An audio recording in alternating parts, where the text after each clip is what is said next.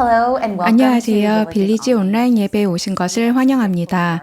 함께 예배 드릴 수 있어 감사합니다. 혹시 저희 예배를 처음 들으시는 분들이 계시다면 info@villagebilberton.com으로 메일 주시면 저희 주중 이메일을 통해 빌리지 소식을 받아보실 수 있습니다. 오늘은 특별한 주일이 될 것 같은데요. 켄 목사님이 저에게 마지막으로 설교를 전해주시기 때문입니다. 퇴임하시는 켄 목사님의 마지막 설교를 기대해 주시기 바랍니다. 이제 저희 행정 디렉터이신 벤 스팟 형제님께서 나오시겠습니다. 벤 스팟입니다.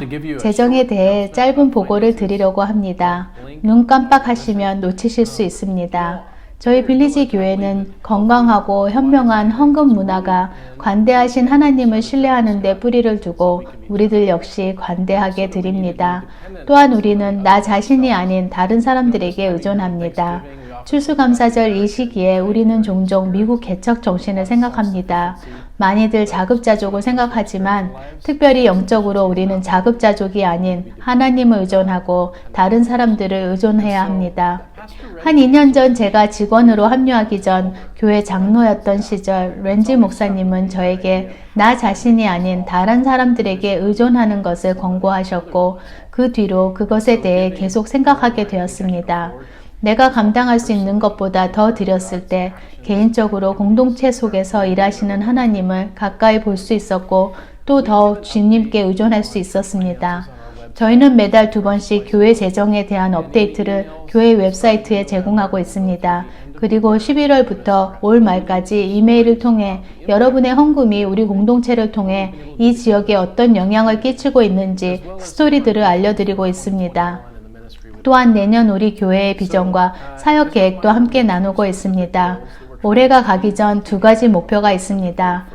이것은 올해의 비용을 충당하는 데 도움이 될 뿐 아니라 내년을 준비하는 데 도움이 될 것 같습니다. 첫 번째 목표는 총 헌금 270만 불입니다. 지난 11월부터 많은 분들이 헌금해 주셨습니다. 지난 몇 주 동안은 특별히 많은 헌금이 들어왔습니다. 하지만 아직도 70만 9천 불이 필요합니다. 두 번째 목표는 400가구가 헌금에 참여하기를 바랍니다. 162가족이 추가로 참여하셔야 우리의 목표인 400가구 헌금 참여를 볼 수 있습니다. 웹사이트와 이메일을 통해서 헌금 진행 사항을 잘 보실 수 있습니다. 많은 합당한 사역에서 여러분의 선물을 요구한다는 것 잘 알고 있습니다. 저희는 예수님을 사랑하듯이 하나님이 우리 앞에 주신 사람들을 사랑하기 위해 함께 어떻게 참여할 수 있는지 생각해 보기 바랍니다. 감사합니다. 저희는 매주일 특별히 사회적 거리두기를 하고 있는 요즘에 그리스도가 저희와 함께 하신다는 것을 상징하는 의미로 촛불을 켰었는데요. 촛불이 준비가 되셨다면 저와 함께 촛불을 켜도록 하시겠습니다.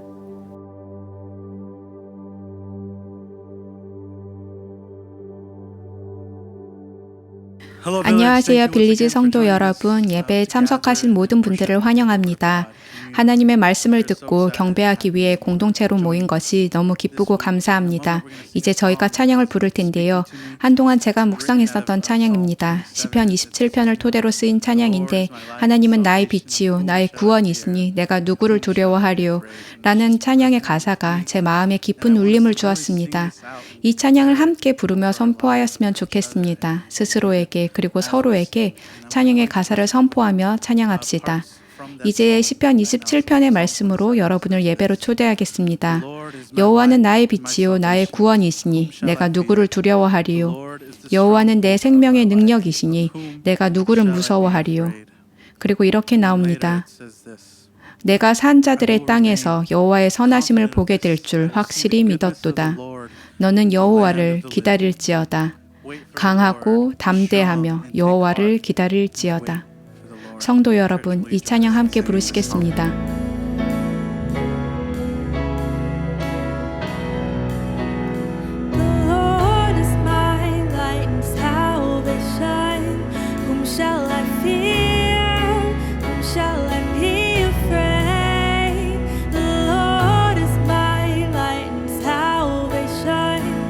Shall I fear?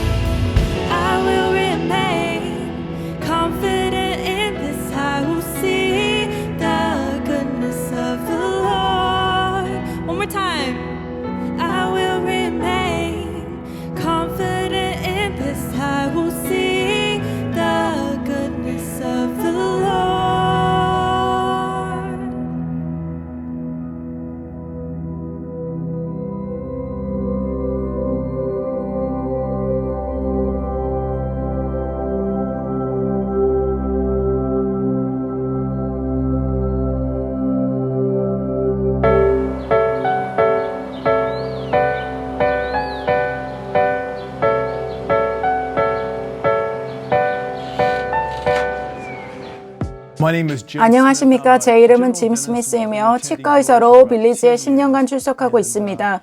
오늘 치과 의료 봉사를 함에 매우 기대가 됩니다. 여러분도 아시다시피 이 봉사활동을 해외 봉사활동으로 해오고 있었습니다. 저는 레바논 의료봉사로 여러 번 다녀왔습니다. 하나님께서는 우리에게 직접 그분들이 찾아와 봉사를 할 기회를 주셨습니다. 이런 기회가 너무 감사합니다. 왜냐하면 우리가 세계 저 멀리 수천 마일 떨어져 있는 해외로 나가 글로벌 사역을 하는 대신에 이곳에서 지역사회에 봉사할 수 있기 때문입니다. 우리는 하나님께서 우리 이웃에게 사랑을 전할 수 있도록 해주신 이 기회들을 사용할 수 있는 것입니다.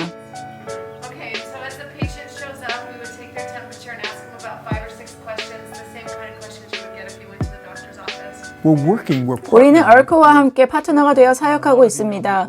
얼코 기관에 관해 많은 분들이 아시다시피 이민자와 난민들을 위한 공동체 사역 기관이며 빌리지 교회는 얼코와 파트너를 맺고 그 멤버들에게 치과 진료를 제공하고 있습니다.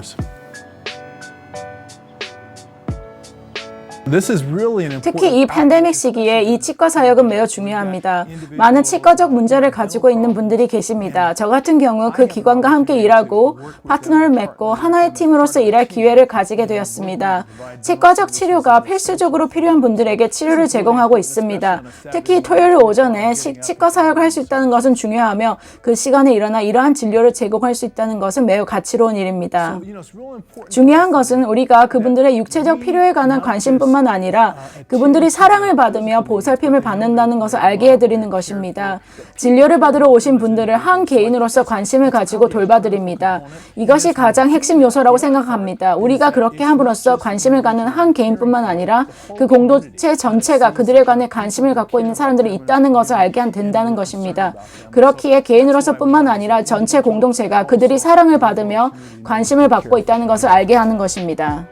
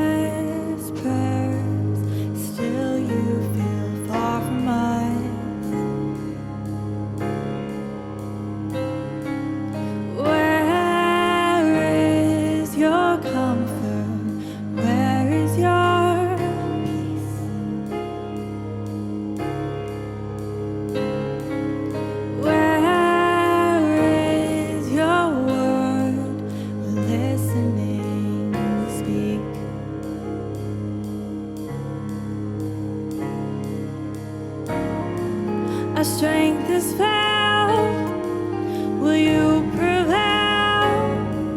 Your silence is all we hear, but still, you are the God of our broken hearts, keeping our spirits still. You are the God of our broken hearts, keeping our spirits still.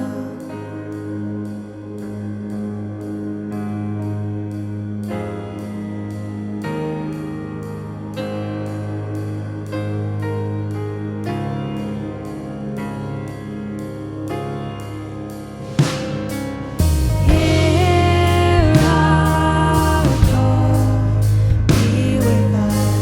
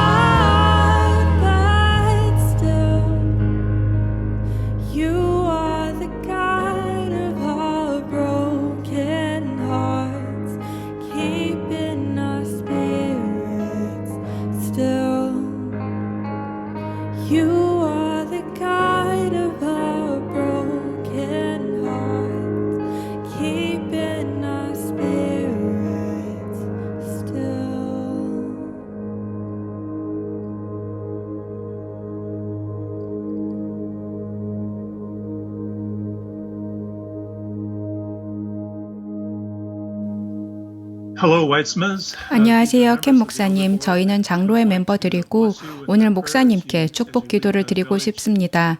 빌리지를 떠나시는 와이츠마 가정이 빌리지에서 사랑을 받았고 소중한 분들이었다는 것을 기억해 주시기 바랍니다. 저희들을 대표해서 케이틀린 자매와 롭 형제님이 기도하시겠습니다. 기도하겠습니다. 하늘의 하나님, 하나님의 지속적인 임재하심에 감사를 드립니다. 켄 목사님과 타마라 사모님 그리고 4명의 자녀들로 인해 감사를 드립니다. 빌리지 교회를 향한 그들의 사랑과 헌신, 봉사에 감사를 드립니다. 켄 목사님의 섬김의 마음과 그분의 달란트와 재능들, 리더십을 통해 교회를 복되게 하신 것들로 인해 감사를 드립니다. 이 아름다운 가정으로 인해 감사를 드립니다. 하나님께 이 가정을 의탁드립니다. 행복과 기쁨이 이들의 앞날에 하나님의 지혜와 인도하심이 이들의 곁에 그리고 은혜와 사랑이 이들과 항상 함께하길 기도드립니다. 당신의 선하심으로 인도해 주시고 켄 목사님의 건강을 기도하기로는 하나님의 치유의 손이 목사님의 육체 가운데 능력으로 일하시길 기도드립니다. 하나님의 말할 수 없는 평안과 강건함이 하나님 안에서 모든 것을 능하게 하는 믿음이 켄 목사님께 임하기를 기도드립니다. 아버지 하나님, 이 아름다운 가정을 하나님께서 늘 사랑하시고 보호하실 것을 압니다. 어디로 가던 어디로 인도하시던 간에 공동체의 은혜와 사랑과 자비를 받길 기도드립니다. 빌리지에서 받았던 사랑을 기억하게 하시고 이들의 자리가 늘 빌리지에 있을 것을 알게 하소서. 로마서 15장 13절 말씀으로 켄 목사님과 그 가정을 당신께 의탁드립니다. 소망을 주시는 하나님께서 믿음에서 오는 모든 기쁨과 평화를 켄 목사님, 사모님, 내 자녀에게 충만하게 해주셔서 성령의 능력으로 소망이 그들에게 차고 넘치기를 바랍니다. 아버지 하나님을 신뢰하며 당신의 아들 예수 그리스도의 이름으로 기도했습니다. 아멘. 하나님, 당신의 전능하시고 놀라우시고 광대하신 하나님의 이름으로 인해 감사를 드립니다. 저희의 개인적 삶에서 뿐만 아니라 지역사회와 열방을 향한 일에도 저희를 초대해 주셔서 하나님이 하시는 일의 한 부분을 감당하게 해 주심에 감사를 드립니다. 와이츠마 가정이 저희 삶과 공동체에서 하나님의 사역을 감당하였음에 감사를 드립니다.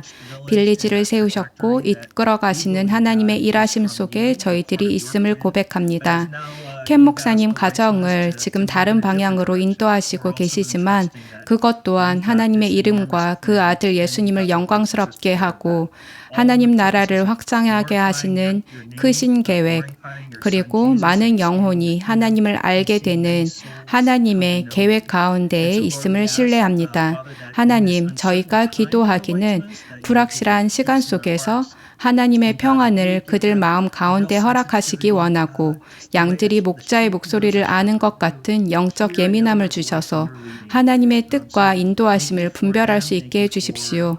켄 목사님과 그들의 자녀로 인해 감사를 드리고 새로운 인생의 챕터 가운데에서도 하나님이 그들의 삶을 통해 영광 받으시는 것을 고백할 수 있기를 예수님의 이름으로 기도합니다. 아멘.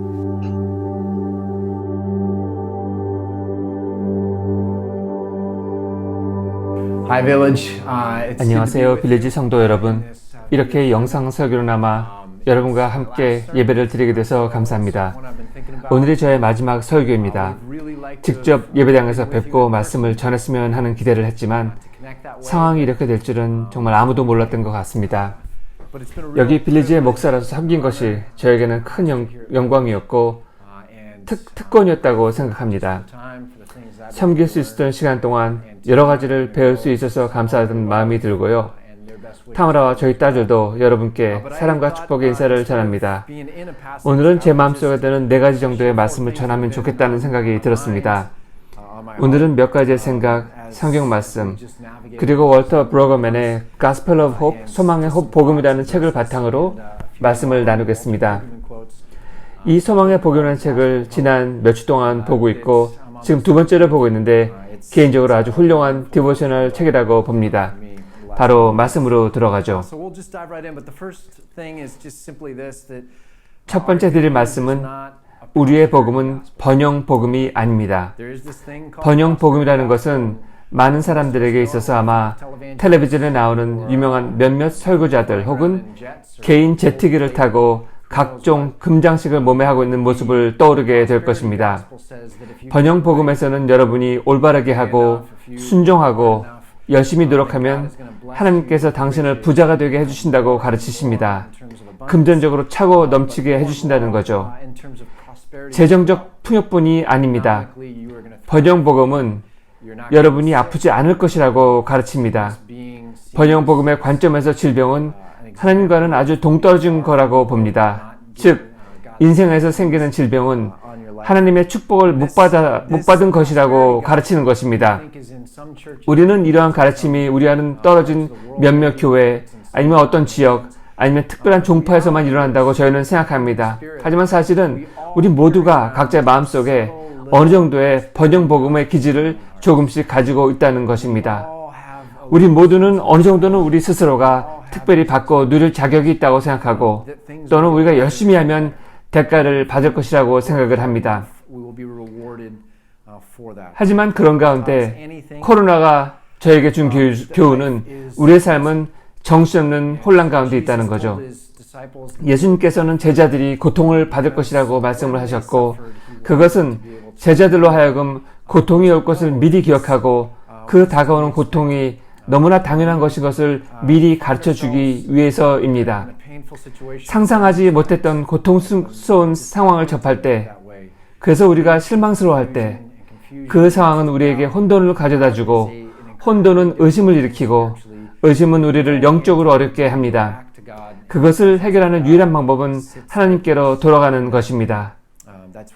저희가 고통스러운 시간 가운데 있을 때도 하나님께서 저희와 함께 계신다는 것, 바로 이곳이 욥의 이야기에서 배우는 것입니다. 저희는 슬픈 노래, 행복한 찬양이 있습니다. 예레미야는 하나님이 비록 선택하시지만 눈물의 선지자라고 불립니다. 예수님께서 나의 멍에는 가볍다라고 하신 것에 대한 말씀을 전하는 것을 저는 좋아하고 아마 모든 분들이 그 말씀을 좋아하실 텐데요. 하지만 반면에 예수님께서 너희는 너희 가족을 떠날 거라고 말씀하시고 생명도 잃게 된다고 하셨습니다. 그 말씀 안에 긴장감이 있습니다. 네, 이것이 복음입니다. 복음에는 긴장도 담겨져 있고 역설도 포함하고 있습니다. 믿음은 눈에만 보이는 것이 아니고 하나님을 향해 진실되게 바라보고 마음도 향하고 있는 것입니다. 눈을 감고 집안에서 걸어다닌다고 생각을 해보십시오. 얼마나 긴장스러운 일이신지 알 수 있을 것입니다. 예전에 미식축구 선수 켄 허처슨이라는 분이 있었는데 2년 전에 암으로 하나님의 부름을 받으신 분입니다. 돌아가시기 전 교회 강당에서 큰 소리로 외쳤던 마지막 메시지 중 하나는 나에게 있는 암은 나의 목사라고 했었던 기억이 납니다. 켄은 계속해서 암은 나의 목사라고 끊임없이 선포를 하였습니다.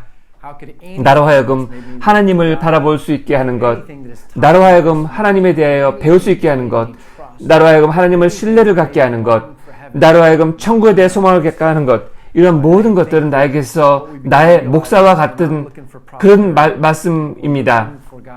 우리가 눈에 보이는 번영을 따르지 않고 우리가 어려움과 시련에 동행하시는 하나님의 임재를 볼 수 있다면 우리는 우리의 어려운 환경 그리고 우리의 고통이 우리에게 가르침을 주는 목사라고 볼 수 있게 되는 것입니다. 우리의 삶에서 어려운 것 혹은 우리가 맞이하는 여러 시험들, 하나님께서는 이러한 것들을 사용하여서 전혀 다른 하나님의 이야기를 만드십니다. 유대교의 11번째 계명은 하나님을 잊어버리지 말라라고 합니다. 구약전서는 우리가 하나님을 잊어버리면 우리의 방향을 잃어버리게 된다고 경고하십니다. 그것을 시와 같이 표현한 것이 에레미야 2장 13절에 나옵니다.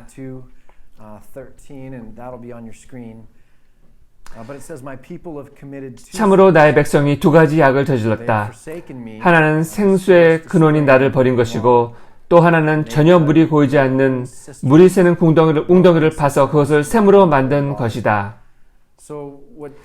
여기에서 에레미야 선지자가 말씀하고자 하는 것은 올해와 같이 어려움에 처했을 때 도움을 청하는 방법이 여러 가지 있겠지만 이 상황에서 만약에 우리가 하나님을 버리거나 하나님을 잊어버린다면 또 우리가 우리의 고통을 하나님께 가져가서 저희와 같이 동행해 주시고 고쳐주시기를 요청하지 않는다면 이것은 우리가 하나님이 아닌 우리 스스로를 의존한다는 바로 그 말씀입니다.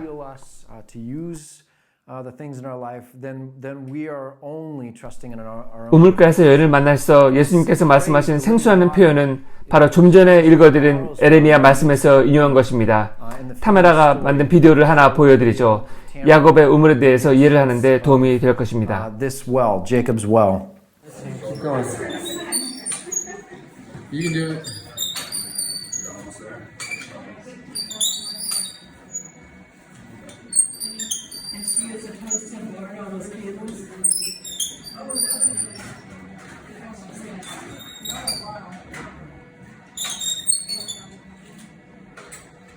That's a 2,000-year-old chapter.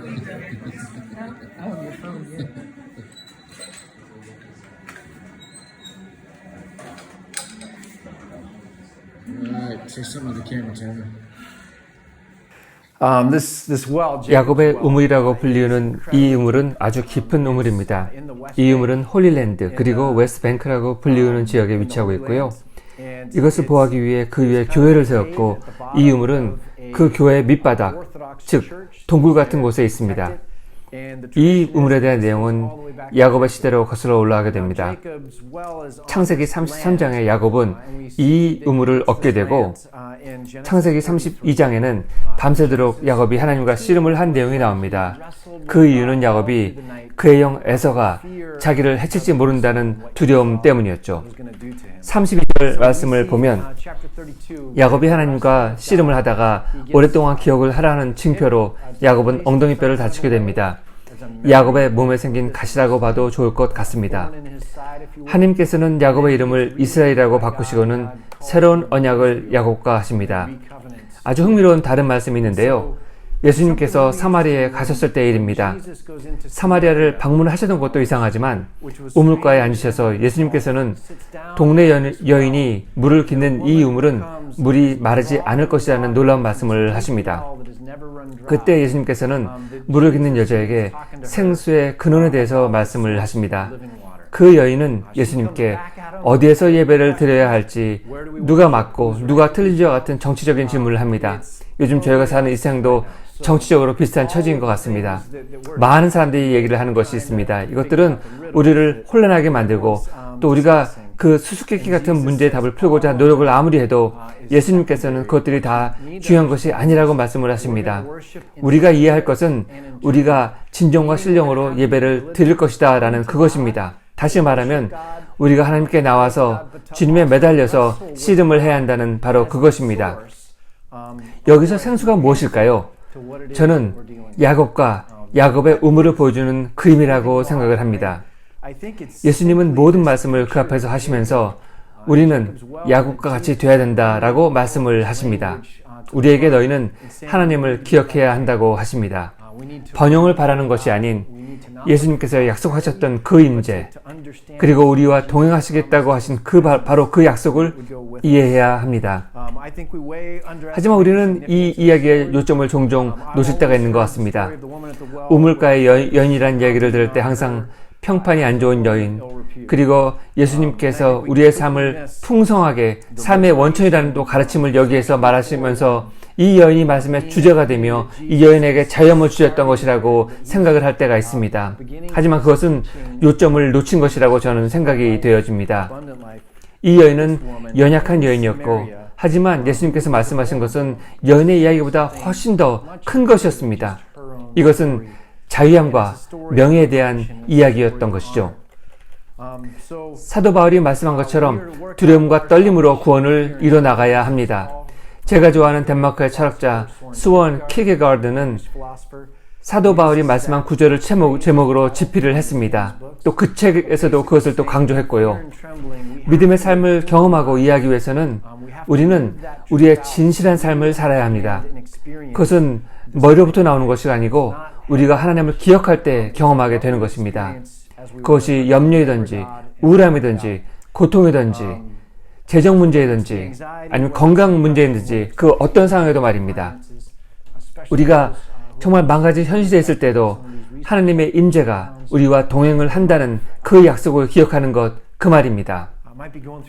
우리는 번영을 추구하면 안 됩니다. 우리는 영적 축복을 이해해야 합니다. 혼란이 생기면 바라건대 우리는 소망을 향해 나아갈 수 있어야 합니다. 불가마는 새로움은 정의, 자비, 그리고 동정심에 대한 놀라운 움직임이라고 합니다. 하나님은 영원하시고 세상을 만드신 분입니다.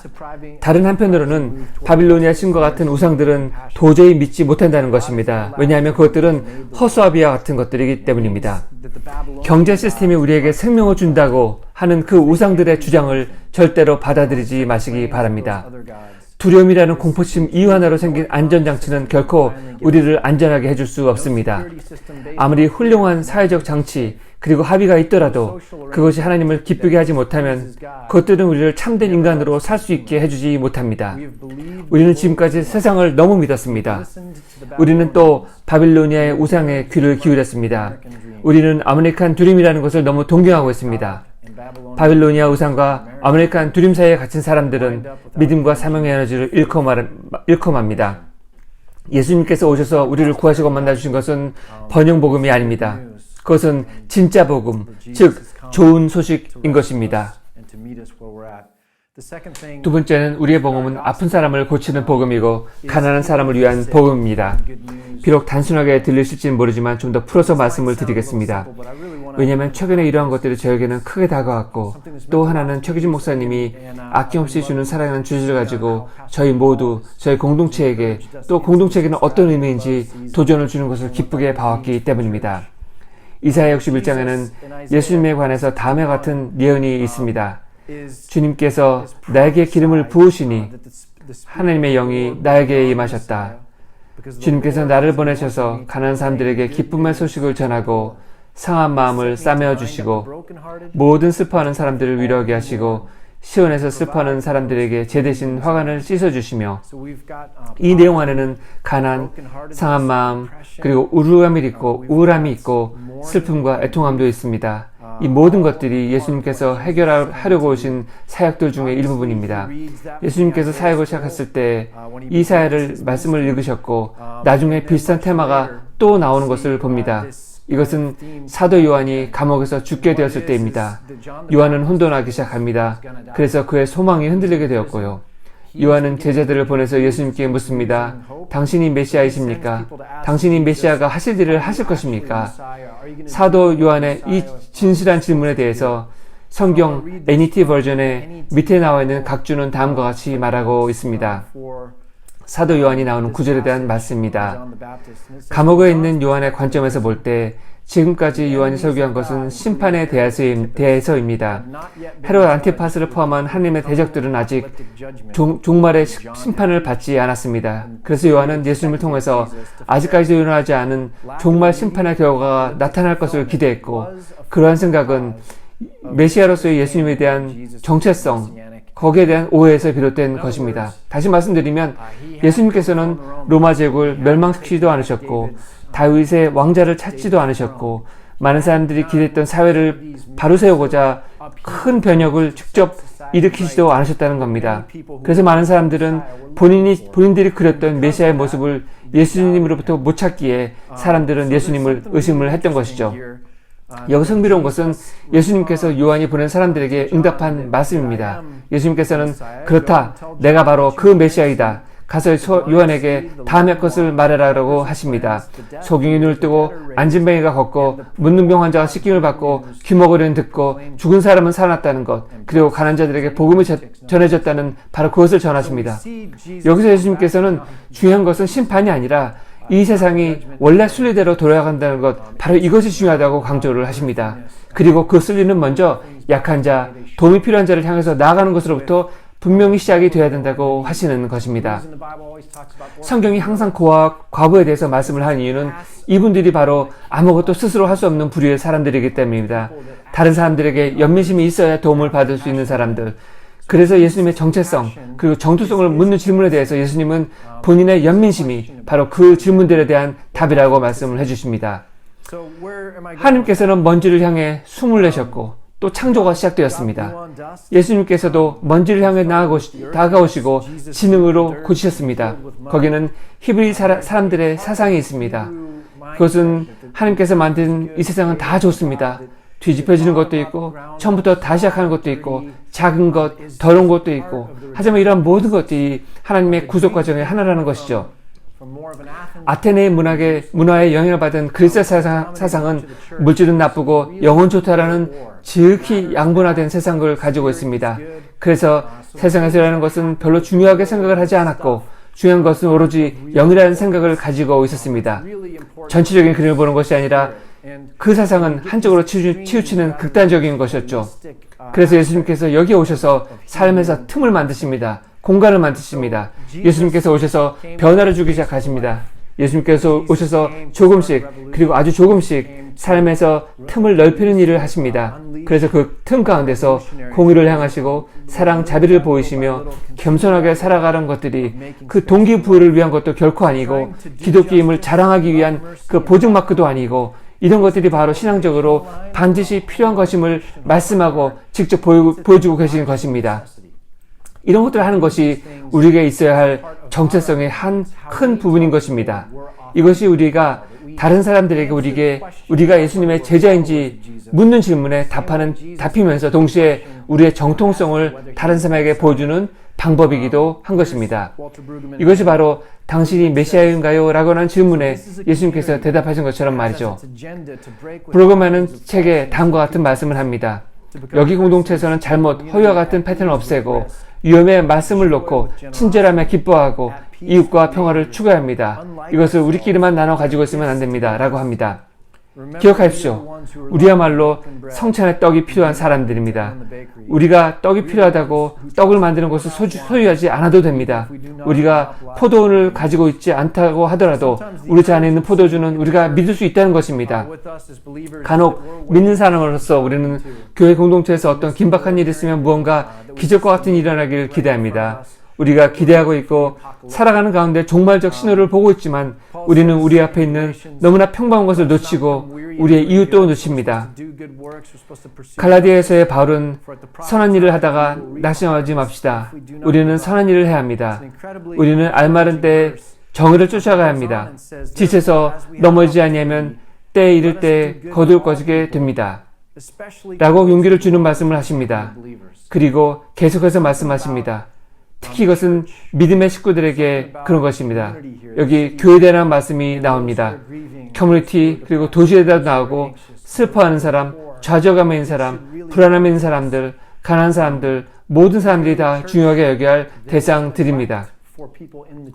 초대교회에서 이런 사람들을 방치하는 경우가 있습니다.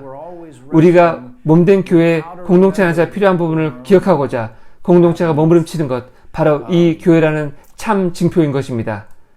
예전에 섬겼던 안디옥 교회에 대해서 많은 생각을 했었습니다. 그리고 제 아내와 다음의 대화를 간혹 나누기도 했습니다.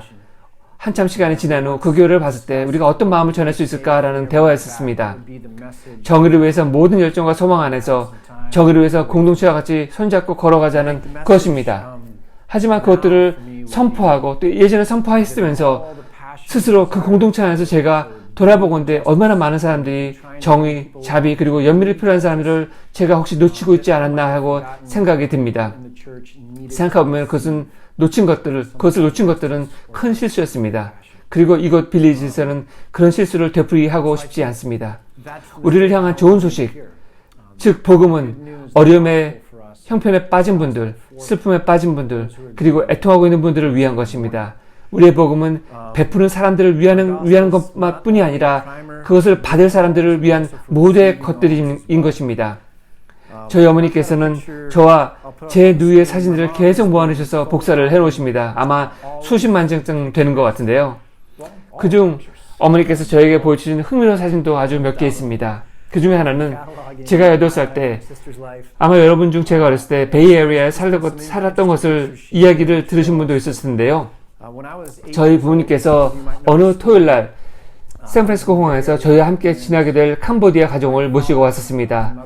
5명의 식구, 아빠, 엄마, 아기, 그리고 다른 남매의 가정이었습니다. 이분들은 캄보디아의 폴 폿이라는 독재자의 집단 학살을 피해서 미국으로 탈출한 난민들이었습니다.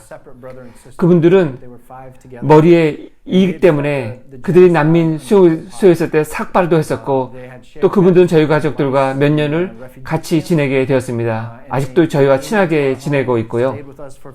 첫날 그 난민의 아빠인 포일렁은 불용 사전을 꺼냈습니다. 왜냐하면 그가 태거나 캐머 영어 사전이 없어서였고요. 그의 최선을 다해서 저희 아버지께 영어로 번역을 해서 편지를 써서 보여드렸습니다. 제가 하이라이트 된 것을 제가 읽을 텐데요. 대중의 지지를 받는 캄보디아 군인들이 페놈펜 시와 근방에서 날짜를 정해놓고 사람들이 농장으로 몰아내기 시작했습니다. 그리고는 사람들이 많이 모이는 농장에서 살인을 하기 시작하였습니다. 군인들은 의사, 학생, 지식인, 선생님, 지역유지, 엔지니어 등 모든 사람들 닥친 대로 해치기 시작했습니다. 수없이 많은 폴 폿의 군인들은 모여서 사람들의 재산을 빼앗기 시작했고 그 상황은 계속되어 갔습니다. 여기 저희 빌리지 공동체에도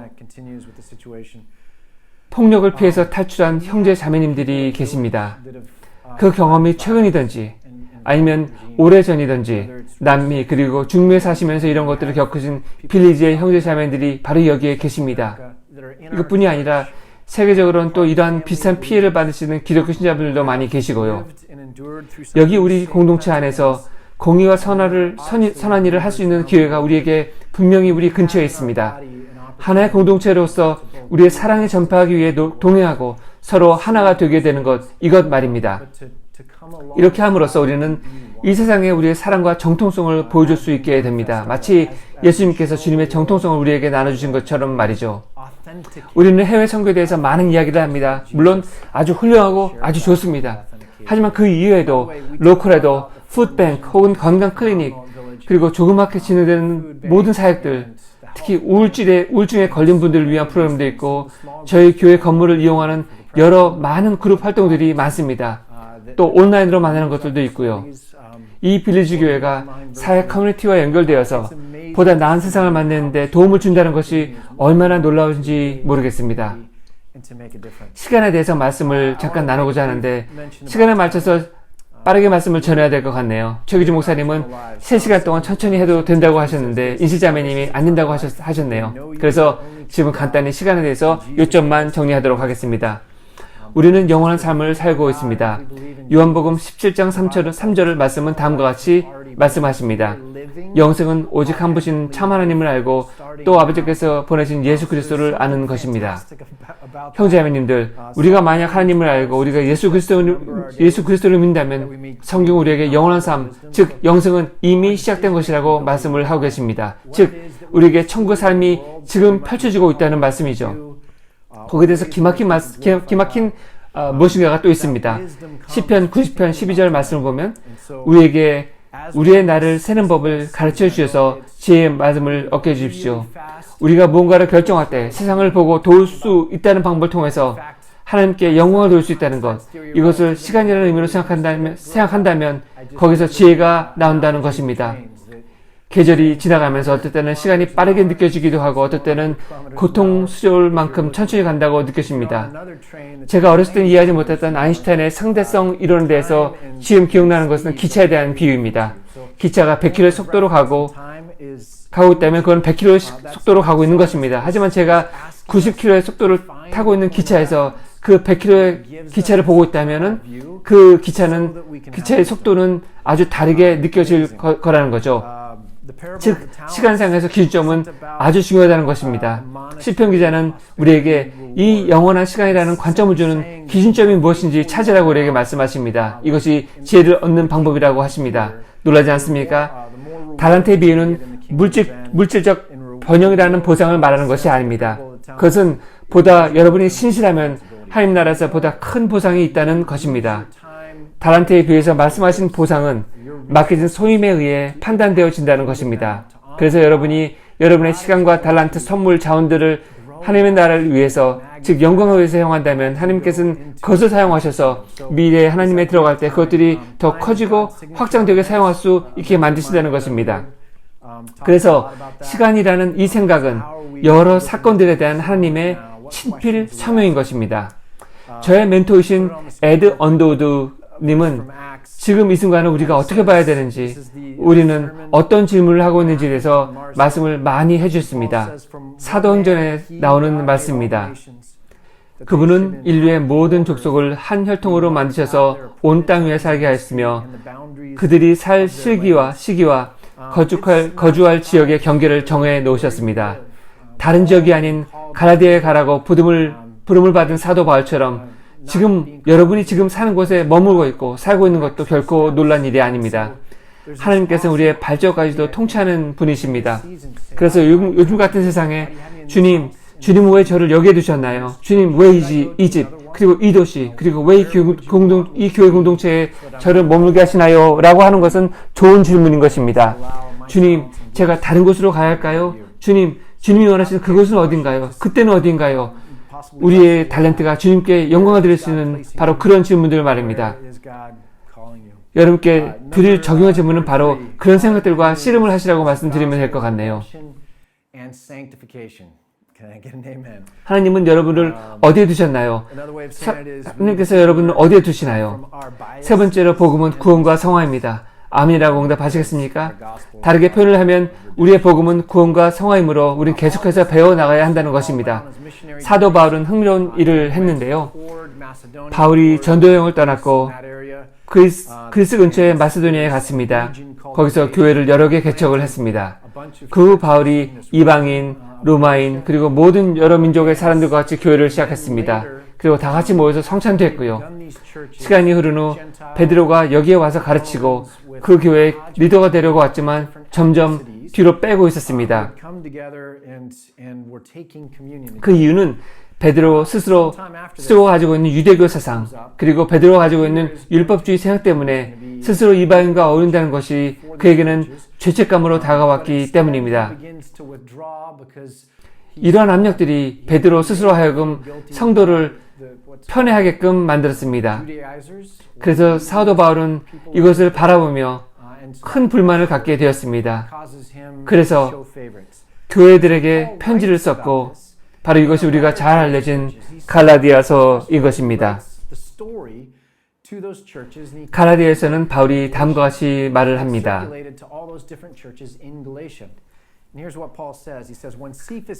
그런데 게바, 즉 베드로가 안디옥에 왔을 때 잘못한 일이 있어서 나는 얼굴을 마주보고 그를 나무랐습니다. 그것은 게바가 야보고에게서 몇몇 사람이 오기 전에는 이방 사람들과 함께 음식을 먹다가 그들이 오니 할례받은 사람들 두려워하여 그 자리를 떠나 물러난 일입니다. 나머지 유대 사람들도 그와 함께 위선을 행했고 마침내는 바나바까지도 그들의 위선에 끌려갔습니다.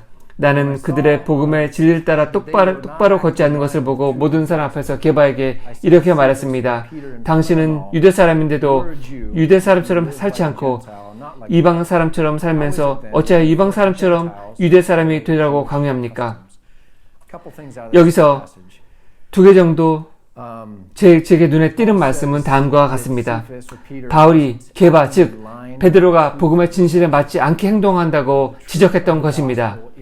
복음의 진실은 인종화해입니다. 아니 그 이상으로 인종적으로 풍성한 공동체, 그래서 인종 간의 친밀한 관계가 이어지는 그것을 말하는 것입니다. 이것은 조그마한 문제가 아닙니다. 인종에 관한 것은 조그마한 문제가 결코 아닙니다. 이것은 복음의 진실에 관한 부분입니다. 여기서 두 번째로 흥미있는 부분은 모든 교회로 그 편지가 발송되어서 그 편지에서 비난을 받았던 베드로는 본인의 실수로부터 배워서 꾸준히 성장을 했다는 것입니다. 우리 잠깐 베드로에 대해서 살펴보도록 하겠습니다. 베드로는 성전 호위병의 귀를 다치게 했던 사람이고 로마인들로부터 도망을 했던 그 베드로입니다. 그런 그가 후에는 로마인들에게 복음을 가지러 가게 되었고 성전 호위병들을 상대로 성전 계단에서 복음을 전했던 그 사람이 되었던 것입니다. 다 많은 사람들은 사마리아 마을을 정죄하기 원했지만 하나님은 베드로에게 성령님을 사마리아에게 알리고 그 복음을 그 땅에 전하게 하셨습니다. 갈라디아 편지에서 베드로는 그의 편견 그리고 외교를 향한 혐오 때문에 비난을 받았습니다. 이렇게 인종 혐오자라고 사도 바울에게 비난을 받았던 베드로, 하지만 결국은 어떻게 됩니까? 사도 바울이 하나님의 부르심을 받았을 때 베드로는 베드로 전서를 썼고요. 그 편지에서 베드로는 그곳에는 모든 교회라는 첫 문장으로 모든 교회에게 리더로서 편지를 보냅니다. 많은 해가 지난 후 어느새 베드로는 사도 바울이 전했던 그 복음을 전하는 그 지도자가 되어가고 있었던 것입니다. 베드로는 베드로전서 4장 8절에서 9절로 다음과 같이 말씀을 합니다.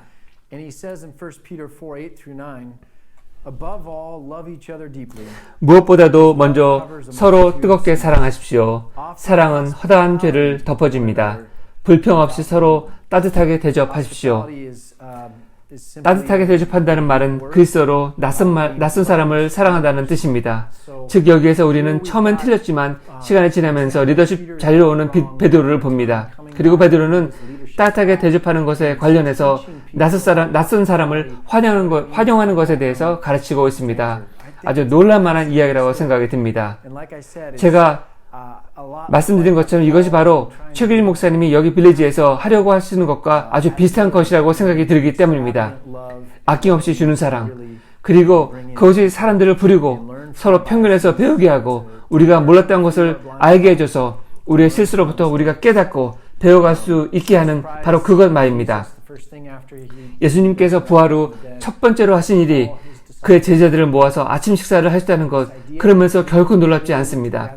공동체가 모인다는 것, 식사를 함께 한다는 것, 따뜻하게 대접한다는 것은 그러므로 아주 중요한 것입니다.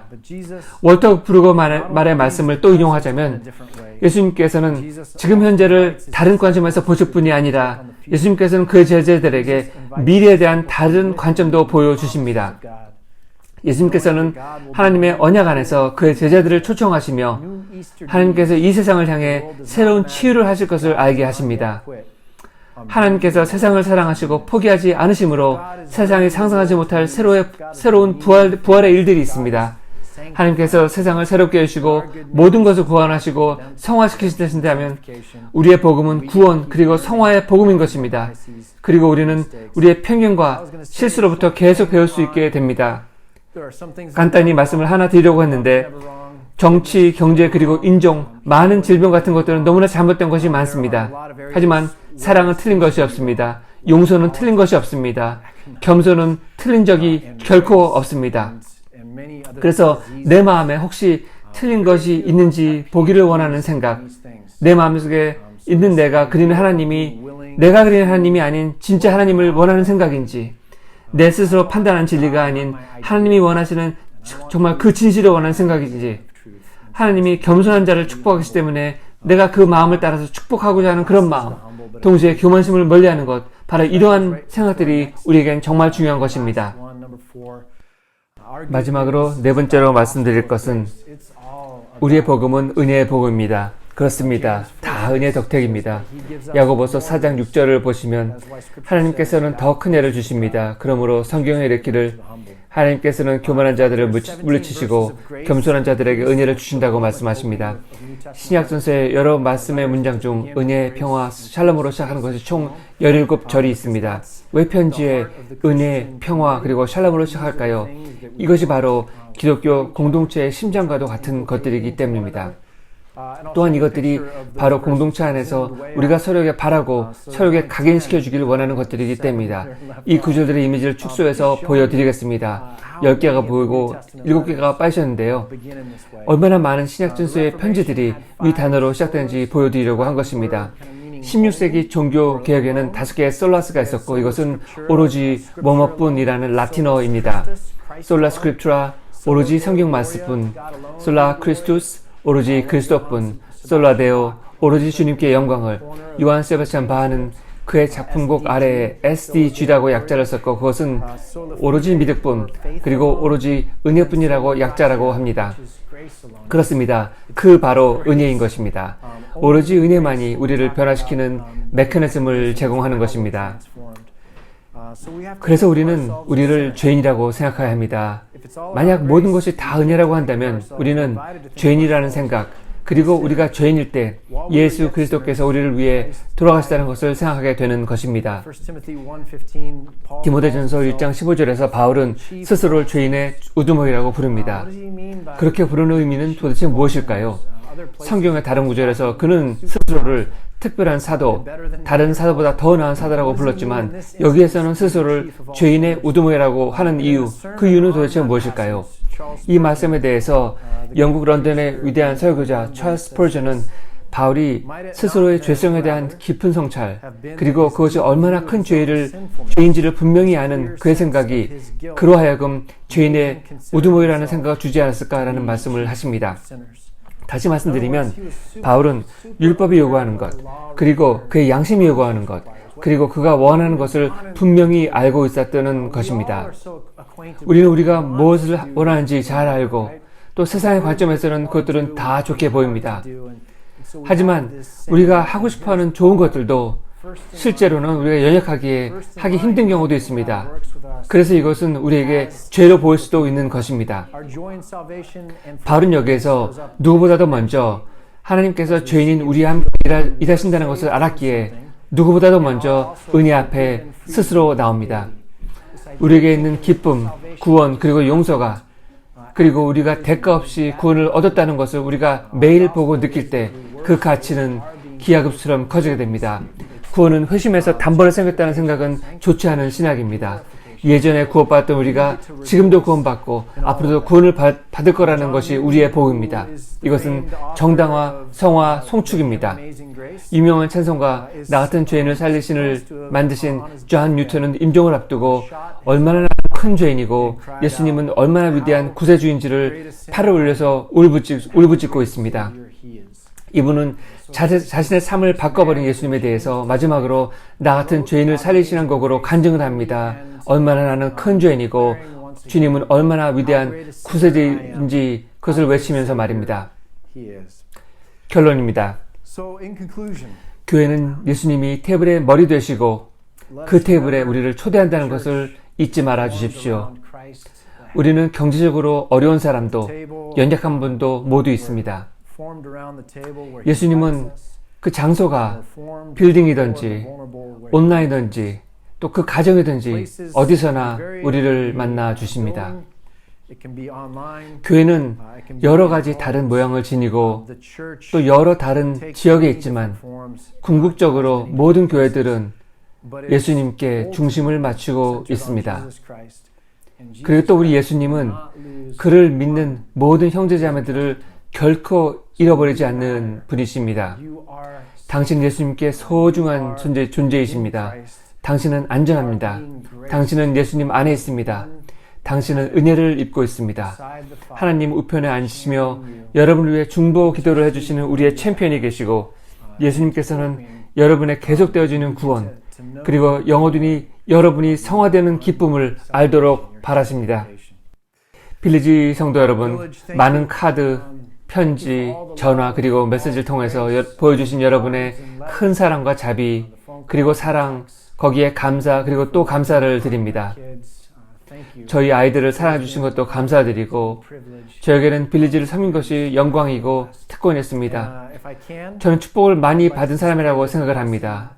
여러분께 민수기에 나오는 축복의 기도, 축도의 기도를 드리기 원합니다. 6장입니다. 여기에서 아론에게 내리는 제사장의 축복입니다. 주님께서 당신들에게 복을 주시고 당신들을 지켜주시며 주님께서 당신들을 밝은 얼굴로 대하시고 당신들에게 은혜를 베푸시며 주님께서 당신을 고이 보셔서 당신들에게 평화를 주시기를 빕니다. 아멘.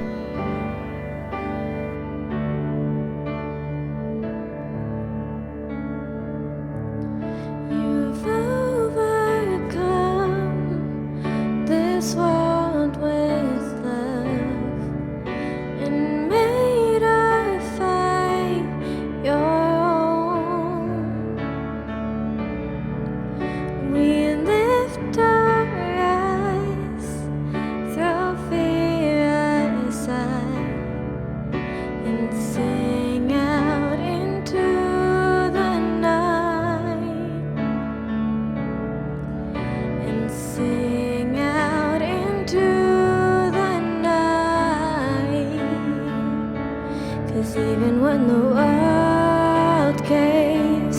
even when the fight calls, even when the war's waged, we'll take heart. We know you are greater, forever you're a Savior. We will sing your praise with all that we have and all that we are, Lord.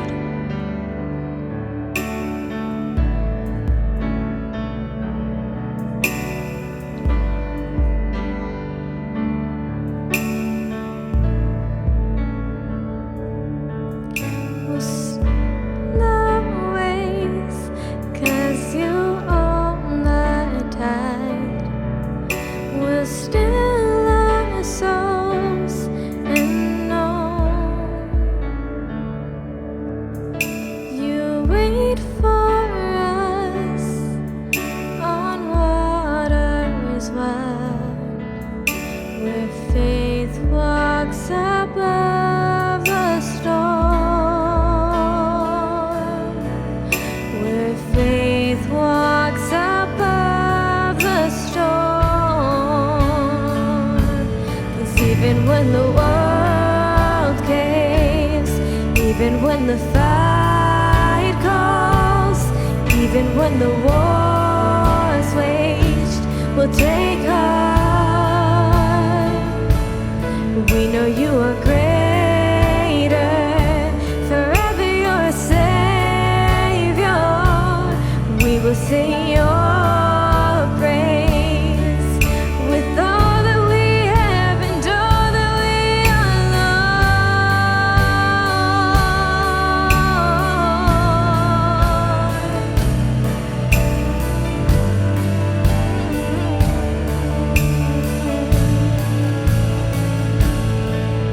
I won't let the storm weather my heart, won't let the darkness beat me down.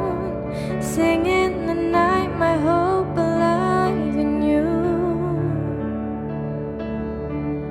I'll walk through the fire and not be burned, pray in the fight and watch it turn. Jesus, right now I give it all to you. We won't let the storm weather our hearts, won't let the darkness beat us down. Sing in the night a hope alive in you. We'll walk through the fire and not be burned, pray in the fight and watch it turn. Jesus, right now we give it all to you.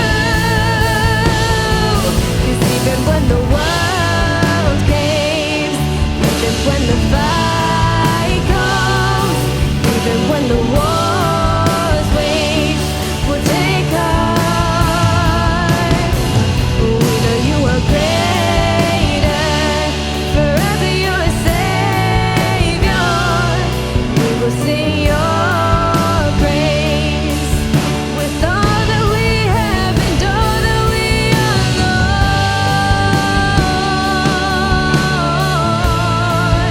With all that we are, Lord.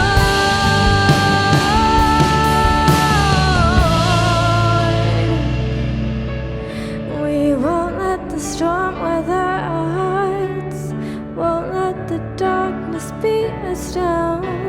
Sing in the night our hope alive in you.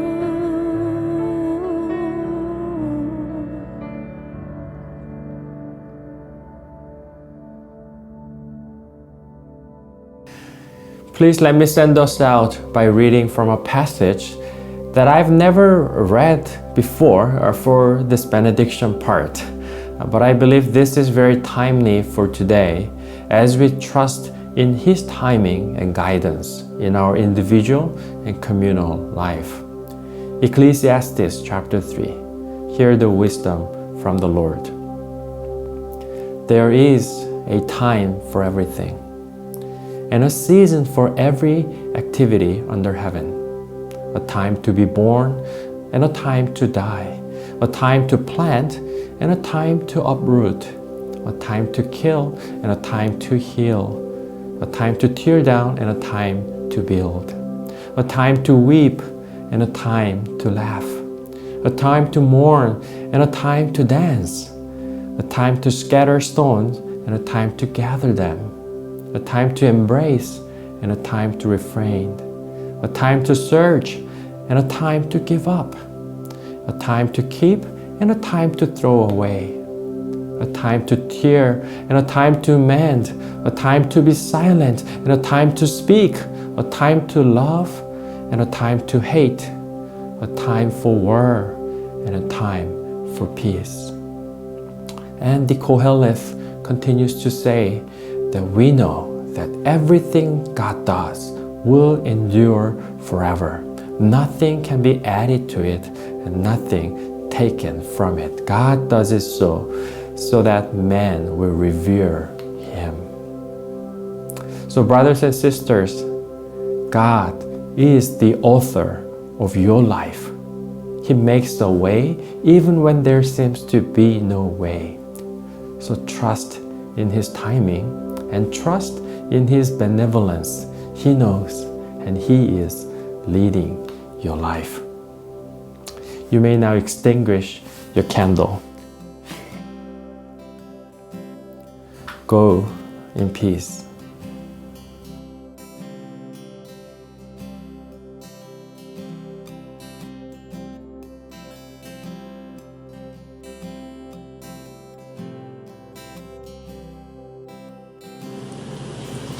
To the entire Weitzma family, Ken, Tamra, Mary Joy, Esther, Sarah, and Ashlyn, we thank you for your service and ministry at Village, and we thank you most for your friendship. We bless you in this new season and look forward to the things God is going to do in your entire family. I love you all. Ken, Tamara, and family, I'm so grateful for who you are in Christ. I don't think we'll ever fully understand this side of heaven, how and why things happen. But I thank you for your faithfulness and all that I've learned from you, and I hope you'll stay in touch with us. We love you. Hi, Ken and family. Michael and Karen Newman here. We just wanted to say it's been a real joy to get to know you. We've appreciated you as you've come, and your entire family has ministered to the church, Tamara and the girls, as well as you, each one using their gifts in ministry, and we're thankful for you. Thank you for the part you've played with us. We continue to want the best for you, to pray for you, and trust that as you go, you will go in grace and peace and great joy and wisdom in Jesus. We're meeting together here to thank Pastor Ken for all the time he spent with us, the wonderful messages we got, the fellowship that we enjoyed, including our hugs. I appreciate the fact that I could share my physical situation with him as we share the same thing. We continue to pray for you. And I'd like to utilize the blessing that we've been using for benediction on our services from Numbers chapter 6. The Lord bless you and keep you. The Lord make His face shine upon you and be gracious to you. The Lord turn His face toward you and give you peace. Amen. Thank you so much for all you've done. I'm so excited to see what God has in store for you next. We'll miss you. And it's been great getting to know you guys. Ken, I really appreciated the chances that we've had to hang out. Great getting to golf with you. And we're really excited to see what God has in store for you next. Love you, brother. Love you guys. We'll see you guys soon. Bye. Hey, Pastor Ken. Wonder Twin, activate. I just have to say thank you so much to you and Tamra, Ashlyn, Sarah, Mary Joy, and of course Esther for the wonderful blessings that you've given to me and to Village over the last few years. You're going to be missed so much, but I know I'm going to see you guys a lot. Pastor, God has an anointing on you, and He has wonderful things still in store for you. So God bless. And I love you all, and I'll see you sometime soon. Hi, Pastor Ken. We are the Elviers, and we just wanted to say thank you and your family for your service at Village. Just know you'll be in our prayers, and we wish you the best on your next chapter in life. God bless you. Happy holidays. We want to thank Ken, Tamara, Mary Joy, Esther, Sarah, and Ashlyn for your friendship, for your hospitality, for inviting us into your family. And Ken, thank you so much also for your fresh teaching at Village. Your sermon opening up the word dikasayune to mean righteousness and justice really just recentered some things for us in a way that just helped us understand more deeply God's heart for both of those topics. So thank you. So Weitzmas, as you embark on this new journey, we wish you fair winds and following seas. And much love. Bye. Hi Ken, I'm Roy. I'm Naomi. And I am Ruth. And we're the Jan family. So our family came to Village just over a year ago. And 10 years ago, I went to a conference called the Justice Conference, which I'm sure you're familiar with. So when I finally connected the dots that you were now here at Village, pastoring and leading the church, for us, it was really the aha moment. And that's when we decided that as a family, we wanted to stay and grow with Village. We're so thankful for your giftings and your love for Village, and we'll definitely be offering up prayers for your health and continued journey with God.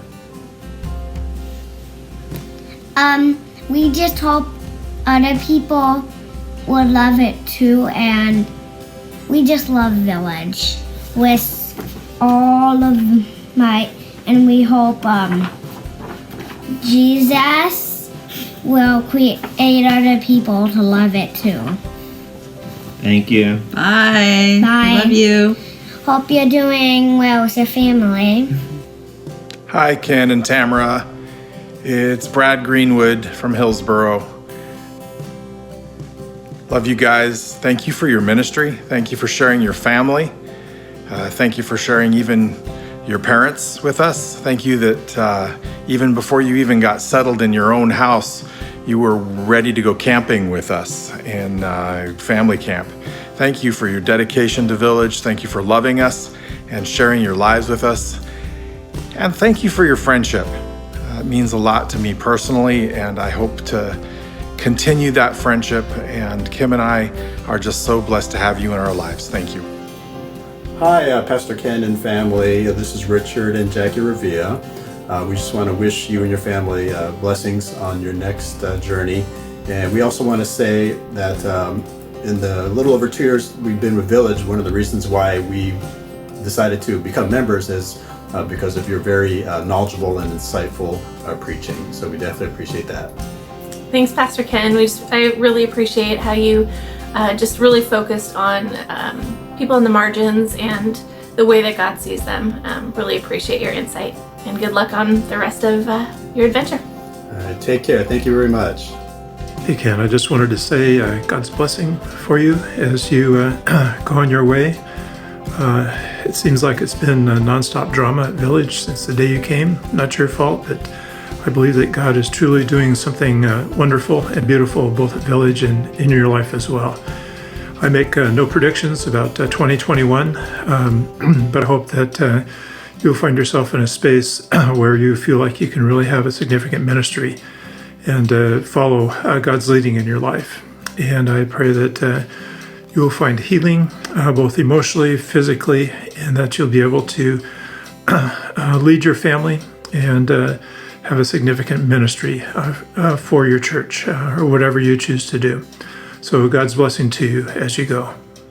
Hello, Ken, Tamara, and the girls. We are thankful for your time at Village and want to bless you with these verses from Colossians 1. Since we first heard about you, we've kept you always in our prayers, that you would receive the perfect knowledge of God's pleasure over your lives, making you reservoirs of every kind of wisdom and spiritual understanding.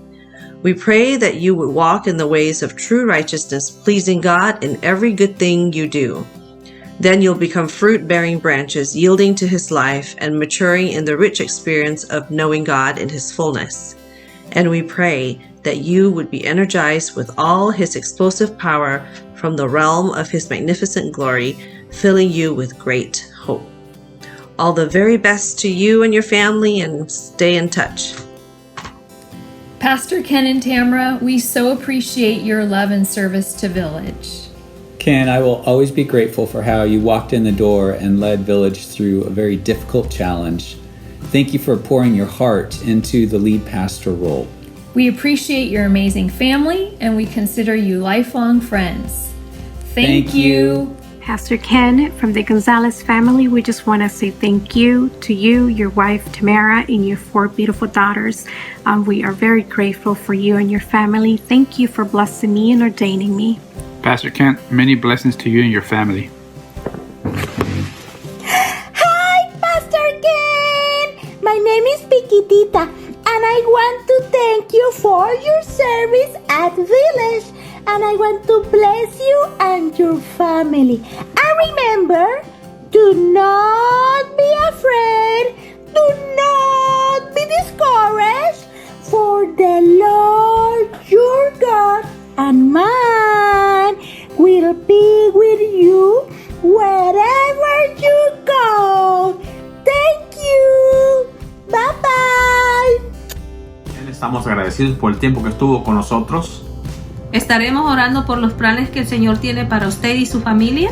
Y confiamos que el Señor cuidará de su salud. De parte de la familia Valdés, bendiciones. Pastor Ken, solamente quiero darle las gracias por el tiempo que estuvo aquí. Fue de mucha bendición para muchos de nosotros. Me gustó mucho cómo mantuvo organizado a la iglesia, cómo siempre estuvo ahí en los mensajes. Y los cambios que hizo, como fue que cambió el horario de las 2 de la tarde a las 11 de la mañana, fue de bendición para muchos de nosotros. Estamos muy agradecidos y gracias por haber sido ese buen líder en la iglesia Village.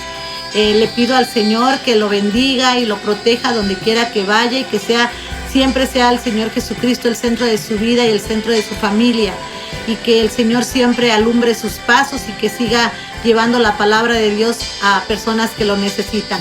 Que Dios lo bendiga y que esté mucho mejor a donde quiera que esté. Hasta pronto. Pastor Ken, muchísimas gracias por su buen testimonio en el servicio a Cristo. Dios es glorificado a través de su vida. Gracias por su trabajo lleno de amor y por su dedicación. Y como dice la palabra, y quiero regalársela en 3 de Juan, capítulo 1 y 2. Amado pastor, amado hermano, yo deseo que tú seas prosperado en todas las cosas que hagas y que tengas salud, así como próspera es tu alma. Dios lo bendiga a usted, Dios bendiga a su familia, y gracias por lo que usted hizo en nuestra iglesia. Bendiciones, Pastor Ken. Bendiciones, Pastor Ken.